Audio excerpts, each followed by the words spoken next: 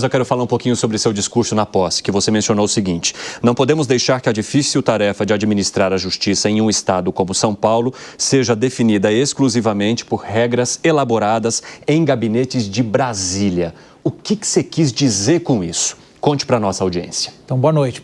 Pegou um ponto importante para a gente começar, né?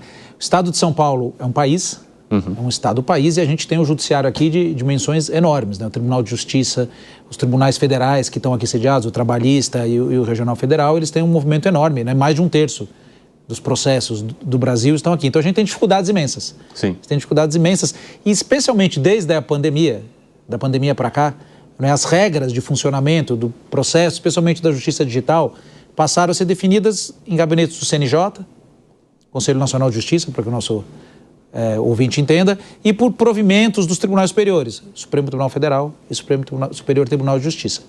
É uma visão distante da realidade de São Paulo, e mais do que isso, é um problema mesmo para a nossa construção do nosso desenho democrático, né? Porque a gente tem o lugar apropriado para definir as regras do jogo, que é o Parlamento, o Congresso Nacional. Sim. A justiça se governa por leis, então o meu chamado foi para que a gente volte a confiar no Congresso Nacional e levar para dentro do Congresso Nacional as questões importantes de administração da justiça. Por que no Congresso? Porque é no Congresso em que os atores são ouvidos. Então, se tem um projeto de lei para ser discutido, falam os advogados, falam os promotores, falam os juízes, né? Falam as associações de classe. Quando você tem uma regra definida, por exemplo, só no Conselho Nacional de Justiça, de funcionamento de um processo, como essa regra foi definida? Alguns juízes, reunidos num gabinete, resolveram. Falaram, agora vai ser assim.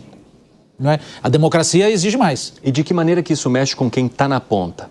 Com quem depende desse processo para conseguir resolver aquilo que tem? O cliente de vocês. Então, isso mexe no dia a dia da justiça. Por exemplo, vou dar um exemplo prático. Recentemente, o CNJ decidiu que a sustentação oral dos advogados nos tribunais... O que é a sustentação oral? É quando o advogado vai no tribunal falar. Quando o advogado vai no tribunal falar, ele está indo lá falar para uma pessoa que não pode ir lá falar. Exatamente. Quem tem a capacidade, chamada capacidade postulatória, quem pode falar em juízo pelas pessoas, são os advogados. Então, os advogados são contratados para o tribunal fazer uma sustentação oral.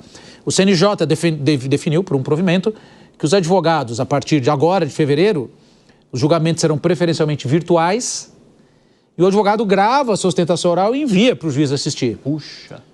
Que é um tremendo não faz de conta. Ou seja, não há qualquer interação, ele não pode trazer nenhum argumento sentindo o momento ali. Isso, e não há interação, não há espontaneidade do momento, o advogado não está participando do julgamento, ele gravou algo, enviou para um gabinete, sabe-se lá se alguém vai assistir, a gente não tem nenhum controle sobre aquilo que vai assistir, a gente perde totalmente a dialética. Eu estou ali assistindo, né, um advogado meu fala, posso estar assistindo, posso não estar assistindo, não tem nenhuma dialética. Supondo que o magistrado esteja assistindo, se ele tiver alguma dúvida, alguma questão, ele não vai perguntar, porque ele está vendo uma gravação. Então isso foi definido em Brasília, no CNJ.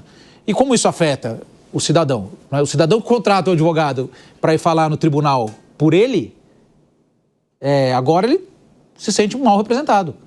Porque o advogado que ele contratou para ir falar por ele, ele vai ser obrigado, a partir de um tanto, a enviar uma gravação, mas nós estamos lutando contra isso e a gente tem expectativa de reverter essa regra.